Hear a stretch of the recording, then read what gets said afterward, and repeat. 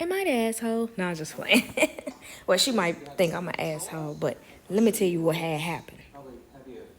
I was out today running some errands. A young lady walked up to me and we were talking. She actually follows me here on TikTok.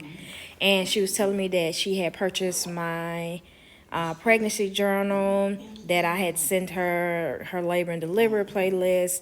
She had her birth plan for me. Like, she was ready. Baby's due September. She's like, I'm ready. I was like, okay, boo. We in there. So we're just talking. And she was like, Nanny Q, how do you feel about push gifts? Because I keep telling my boyfriend I want a push gift and he da da da da da. I was like, here's my thing. I don't care about a person getting a push gift as long as it's within their tax bracket. And she was like, what do you mean? I was like, what kind of push gift you want? And she was like, well, this the purse I want with the wallet, with the shoes, and this the car I want. I think it was like a G, was it? No, it was a Bronco. It was a Bronco. It was a nice Bronco too. And she was just talking and da da da. I was like, oh, these are nice. What do you do for a living? So she was like, oh, this is what I do. And I was like, what does he do? She told me what he do. And I was like, so, question, I said, I'm being very serious. And she was like, what?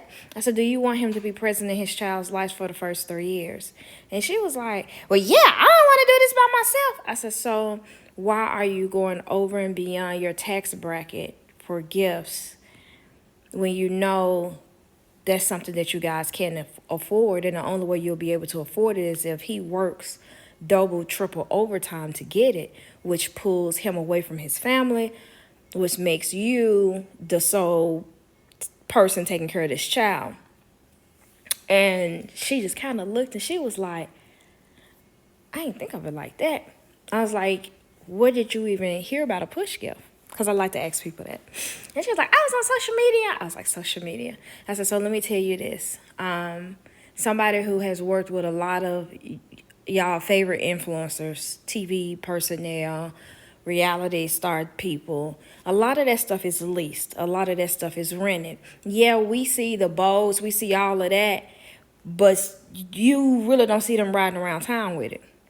They lease. They can only put so many miles on those cars. Some of them, not all of them, some of them.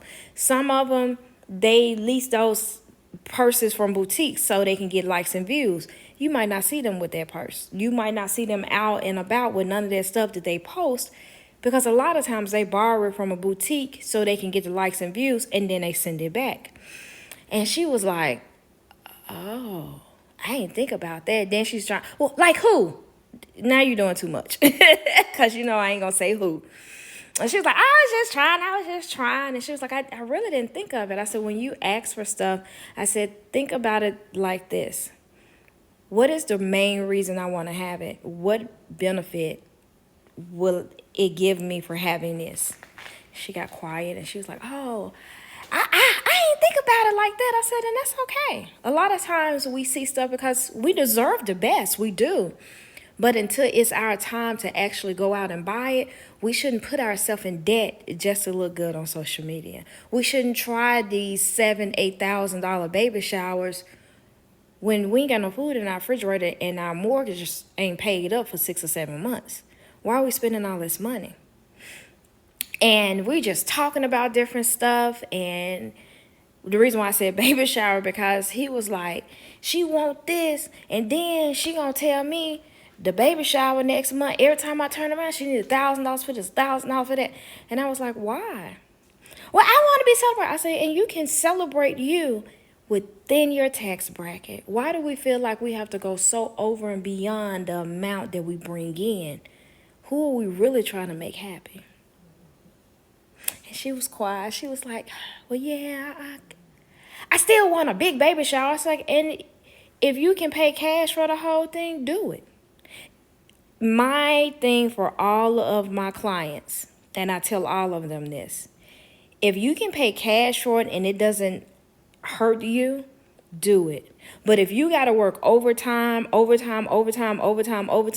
out on a lot of stuff to be able to buy something that you really don't need, you just want it because you saw somebody else had it and you want to be able to post it online, don't buy it. I'm not going to be out here with a $6,000 purse and I ain't got nothing in there. but debt on them credit cards. It has never made sense to my little mind to try to go over and beyond just to make other people happy. I want to stay within my tax bracket because I like stuff. I like traveling. I like doing stuff. And I plan.